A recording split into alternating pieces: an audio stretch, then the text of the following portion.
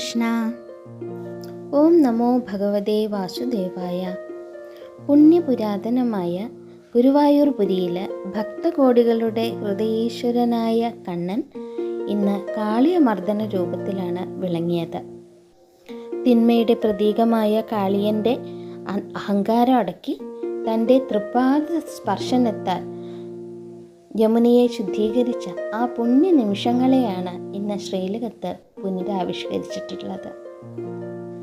ശ്രീലകത്ത് വിരാജിക്കുന്ന ആ പൊന്നുണ്ണി കണ്ണനെ ഒന്ന് നോക്കി നോക്കൂ.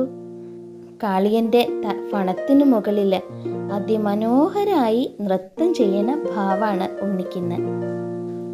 തിന്മയുടെ പത്തിക്ക് മുകളിൽ ചവിട്ടി നിൽക്കുന്ന ആ തൃപ്പാദങ്ങളിൽ കുഞ്ഞു തളകൾ കിലുങ്ങുന്നുണ്ട്. ഒരു കാല് കാളിയൻ്റെ പത്തിയിൽ അമർത്തി ചവിട്ടി, മറ്റേ കാല് നൃത്തം ചെയ്യണത് പോലെ ഇങ്ങനെ പൊക്കി പിടിച്ചിരിക്കുകയാണ്. ഭഗവാന്റെ നമ്മുടെ ഉള്ളിലെ അഹങ്കാരമാകുന്ന പാമ്പിനെ അടിച്ചമർത്തി അവിടെ ഭക്തിയുടെ ആനന്ദ നൃത്തം ചെയ്യുന്ന ഭഗവാന്റെ കരുണയാണ് ഈ കാണിക്കുന്നത്. പട്ടുകോണകവും തളകളും അണിഞ്ഞ് സർവാഭരണ വിഭൂഷിതനായി നിൽക്കുന്ന ആ രൂപം കണ്ടാൽ നമ്മുടെ കണ്ണറിയാതെ ഇങ്ങനെ നിറഞ്ഞു പോകും. കണ്ണൻ്റെ വലത് കൈയിൽ പൊന്നോട കുഴൽ ഉണ്ട്. കാളിയൻ്റെ പത്തിയിൽ നിന്നുകൊണ്ട് ആ വേണുവിലൂടെ ഭഗവാൻ പ്രപഞ്ചത്തെ എല്ലാം ആനന്ദിപ്പിക്കുകയാണ്. ഇടത് കൈയിൽ കാളിയൻ്റെ വാലാണ് പിടിച്ചിട്ടുള്ളത്. ഇത് പ്രപഞ്ചത്തിലെ എല്ലാ ശക്തികളും ഭഗവാന്റെ നിയന്ത്രണത്തിൽ തന്നെയാണ് എന്ന് നമ്മളെ ഓർമ്മിപ്പിക്കുകയാണ്. കഴുത്തിൽ മുല്ലമൊട്ടുമാലയുണ്ട്. അതിൻ്റെ മധ്യത്തിലായിട്ട് ഒരു തിളങ്ങുന്ന പതക്കമുള്ള ഒരു സ്വർണ്ണമാല ഉണ്ട്. ചന്ദന കളഭത്താൽ ചാർത്തിയിട്ടുള്ള മനോഹരമായ ഉടലിൽ കൈവളകളും തോൾവളകളും മിന്നുന്നുണ്ട്. ഓരോ ആഭരണവും ഭഗവാന്റെ തേജസ്സിനെ ഇങ്ങനെ കൂട്ടിക്കൊണ്ടിരിക്കുകയാണ്.